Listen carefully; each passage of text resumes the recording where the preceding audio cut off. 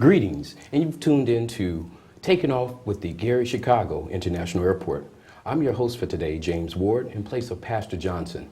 And today we have an outstanding guest. We have James Cooper, who is the Gary Chicago International Airport Authority Vice Chair. Welcome to the show. Nice to be here. Thank you for the invitation. All right, so let's get right into it. Tell me a little bit about who you are, your background, and how you ended up right here. Okay. As you said, my name is James Cooper. I have really been known as Cooper since grade school. I believe we had a bumper crop of Jims back then. I was born in Gary. I was raised in the surrounding communities. I graduated from River Forest High School.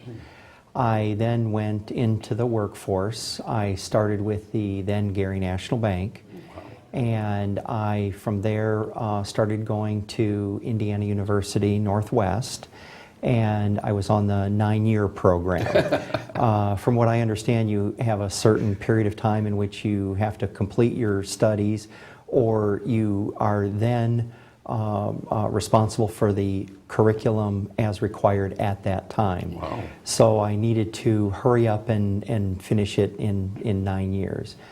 So like I said, I worked full-time at then Gary National Bank. I did receive an accounting degree from Indiana University. Shortly after that, I did receive my CPA. Through all of the consolidations within the financial industry, I've actually been involved in consolidation since about 1990, 1991. Okay.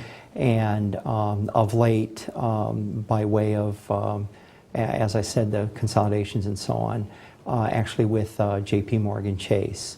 And did finish my career with JPMORGAN CHASE just last Friday. So now I have free time. You're retired? I have free time, and I'm on the Gary Airport Board. Awesome. Now, I used to work for, Gary Bank, then it was Gainer Bank, Yes. and I forgot what it was maybe after that. After that, it was NBD. Oh, yeah, right. Yes, and then NBD was acquired by First National Bank of Chicago, and then First National was acquired by Bank One, and then Bank One acquired by JPMORGAN CHASE. So you were involved in all of those transitions? All of those. From the financial standpoint? My role has always been, initially it was I was in operations at Gary National, and mostly in deposit operations and customer service. And at the time at that point it was Gainer Bank was acquired, I was the director of internal audit.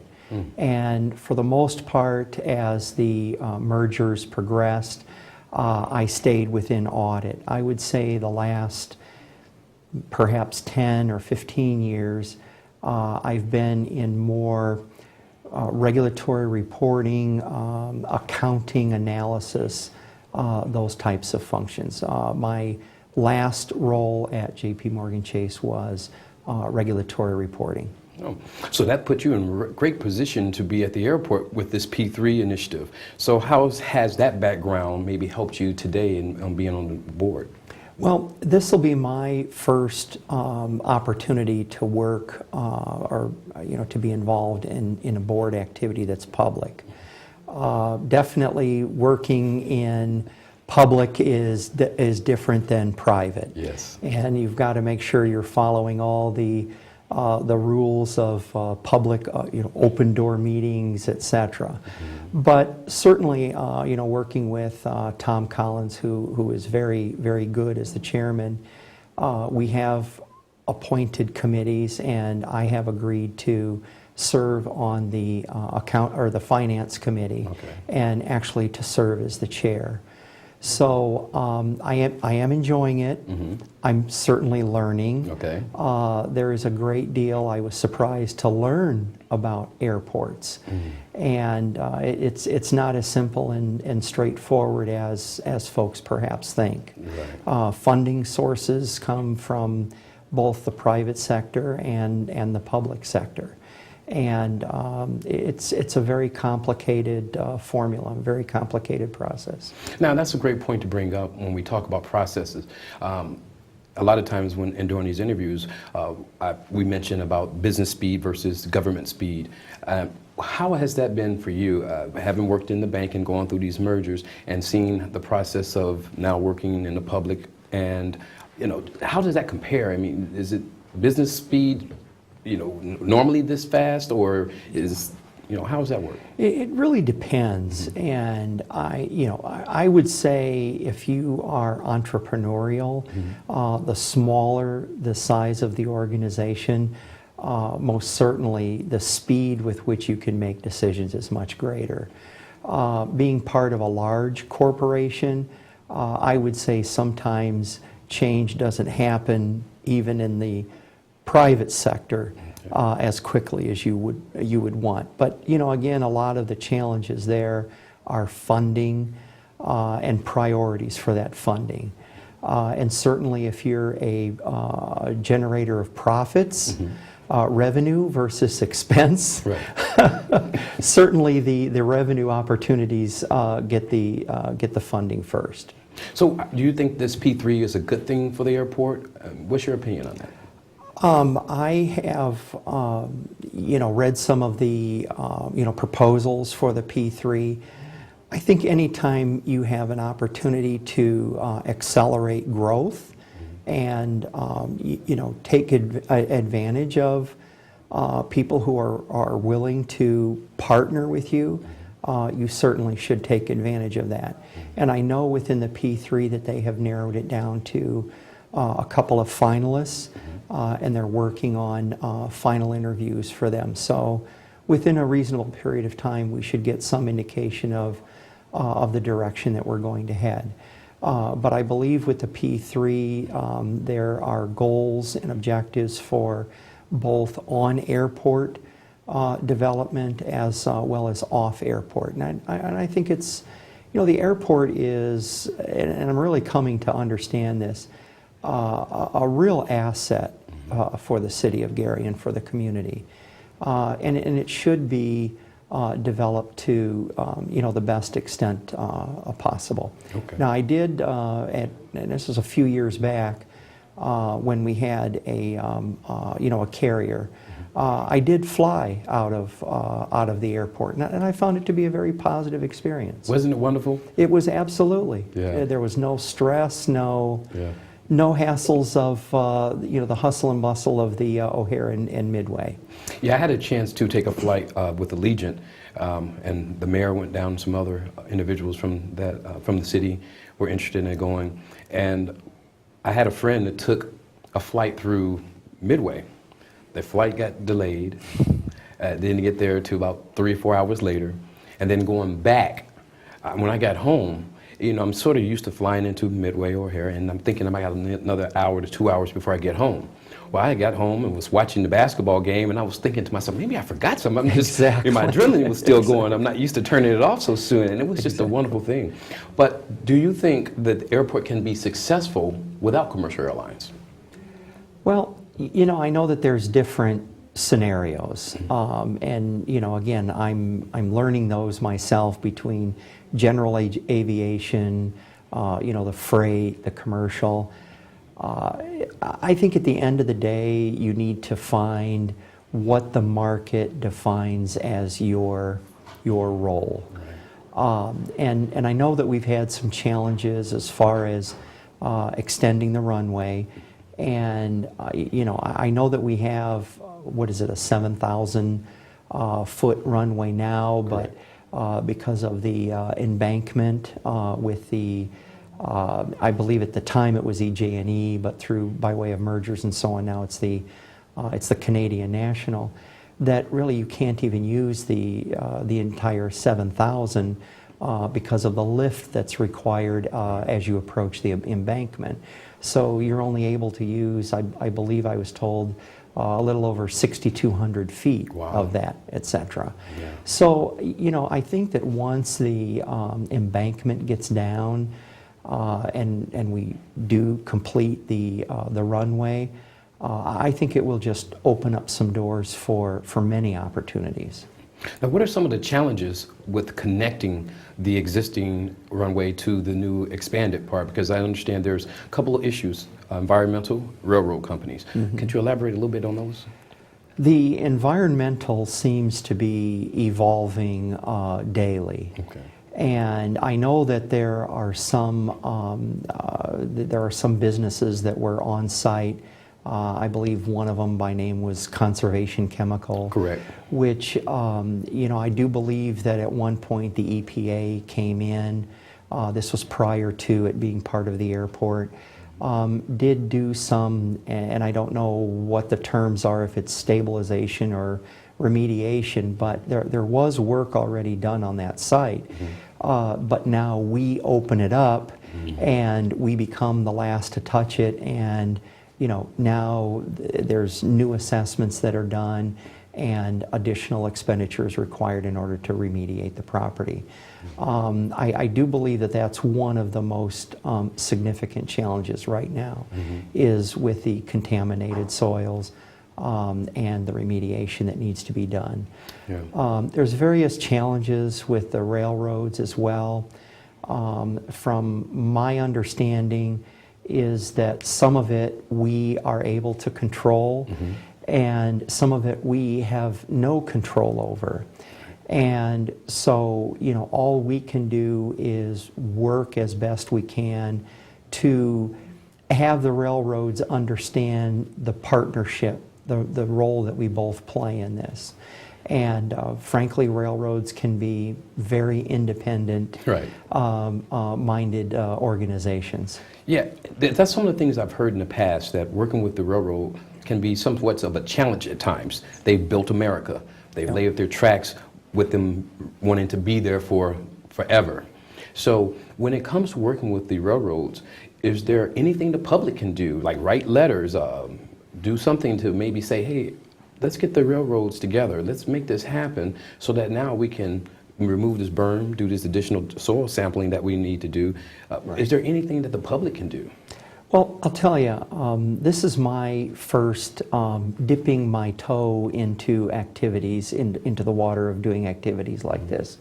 And I have been very impressed with the mayor, just in general, the people that I've worked with, the mayor, B.R. Lane, Bo Kemp, and these are individuals who know the right path to take, the right individuals to reach out to, and I believe that they are, taking advantage of those opportunities to reach out and resolve these. As far as the public specifically, I really, I'm not certain what they could do. This gets to the point where it's, and I don't want to sound, wrong. It's a bunch of lawyers in a room. Okay, gotcha. Is what it gets up, ends up being. Has this, what we've gone through with the government and the closing down, has that affected the project? My understanding is not as far as the railroads are concerned.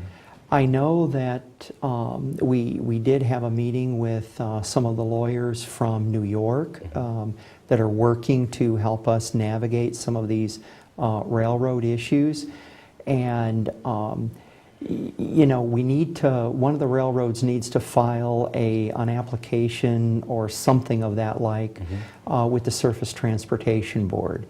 And, the comment was made, well, the government's on shutdown now. Right. Well, my question was, is the report or is the, the application ready to be filed? Right. No. Do we know when it'll be ready to be filed? Right. No. Right. Well, then why are we bringing up the fact that the government's on shutdown? Because we're not even ready to go to them. Right. So in the case of the railroads, I'm not aware of it, stalling anything. With regard to the FAA, it's my understanding that the funding, some of the units in anticipation of the shutdown had their funding taken care of, or they were funded out of a different bucket. Okay. So they were able to continue to do their day-to-day work. But I do believe there also were some segments of FAA that were furloughed and did delay some of the questions that we were having. But I'm not aware of it having any material impact. Now, you mentioned the mayor earlier in the conversation, and I know with Senate Bill 585, Yes. Starting September 1st, we had to have a new board. Correct. And how were you appointed, and who appointed you? Well, actually, I got a call from my sister-in-law who said that she was aware that they were looking for candidates for the board, and she thought that I would be an excellent candidate, as did my wife think I would be an excellent candidate. Right. So I said, okay, so I submitted my resume and had vetting with the mayor and the cast of thousands in the mayor's office, and ultimately was selected. I laugh a little bit because my mother just retired from school system, and my dad has been retired for quite some time. So now he's going to be at home with my mom every day. Exactly. But she's so busy now, she's hardly ever home. So I was wondering, when you said your wife thought it would be a good opportunity when you were about to retire, Right. she said, well, let's get him involved in this. That's right. That's right. So did she push you out? So they're both of them are conspiring and making sure that I have activities to do go forward. Right. So speaking of great activities, what do you do in your free time? What do you enjoy doing? I do like to garden. We have a pretty extensive garden around our home. Okay. As a matter of fact, we have been on 2 of the garden walks. And that's what I was going to ask you about in that. Miller. Yeah, we've been on 2 of them. Okay. And actually now we're starting to pull back a little bit. Okay. So some of what before was flowering bushes and so on is sadly being replaced with green grass. Oh, okay. But ensuring that we do still have adequate flowering bushes and so on around the perimeter of the house and around the perimeter of the property. Awesome. Speaking of gardening, and you mentioned Bo Kemp, he's another gentleman that enjoys gardening, and it's a way for him to relax. He grows his own fish and vegetables and things of that nature. And he's also started some initiatives in the city with urban gardens, as they're doing on the East Coast. Are you involved in any of the new gardens that we're seeing around the city popping up? I haven't, and I know in our community, I think it was maybe 2 or 3 years ago, I think that even right in our community, some of the folks got together and have a little garden in one of the right-of-ways or something. Okay. Yeah. So when you came on board with the airport, and did you have a vision already, or did you want to wait and see kind of what was going on, or did you have some ideals of where you wanted to see this airport go? I only knew where the airport was. Okay. That was it. And I knew that, I wanted to try to do something different, and I wanted to, perhaps this chapter in my life is give back to the community. So this opportunity presented itself at the right place, at the right time, and I took it. Right. I took it. Awesome. And, like I said, there's a great deal that goes on that, to running an airport, folks have no idea of. Absolutely. Good point. Now, you mentioned that you took about 9 years to finish your degree. Yes. There are kids out there that may not be college material, or may, have struggle in college, because when I went to Morehouse College, there were some students on there that were on this 10-year, 7-year plan, and they seemed to enjoy it.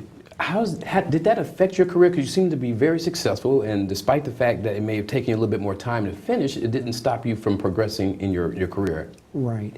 Well, part of the reason that it took me 9 years to get was because I got involved in the community in the local JCs in Hobart. And so that was in the late 70s, early 80s. And so I got extremely involved in that, held all of the vice president positions within that organization locally and the president as well. So, that became like my second full-time job after work, and then, doing the college credits as well. So that's really the reason that it took me 9 years to get. But as far as, folks today, and, it seems to me that everybody feels that you have to have a college degree. Right. And I don't really agree with that. I bet Puff Daddy and Sean Films and Jay-Z. There are so many trades Right. that you can make an excellent living at. Absolutely. And I believe that that's one of the issues that we're going to be facing over time, that we don't have people in the trades. Right. And I know that even working with the airport, each contract we let, we talk about hiring folks from our communities. We talk about the different, I call them the XBEs, the various programs that we strive to have the percentage of the contracts dedicated to. But in the end, there's many scenarios where we don't have the available businesses or folks in the trades that we can really meet those goals. Right, and that's a good point to make, because a lot of times we've heard from the community they would like to see more minority contractors on there, but there's been a difficulty in finding those who are qualified to do that. Right, and even the short time that I've been on the airport board, we've already had 2 contractors, one of who I believe his work is finished, and had a penalty. Because it was a very narrow, let's say that the expectation was 15%, and they were able to satisfy it to 14.7. Okay. So just very fractional, but nonetheless it didn't achieve the goal. And I've noticed that there's other contractors that are having trouble. So to me, college isn't the only way. Yeah, that's a great point to make. There was a video that I had a chance to watch on YouTube.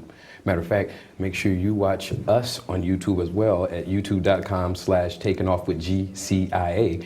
I had to plug That's that fine. in. But Alan Watts, he has this video that talks about what do you desire.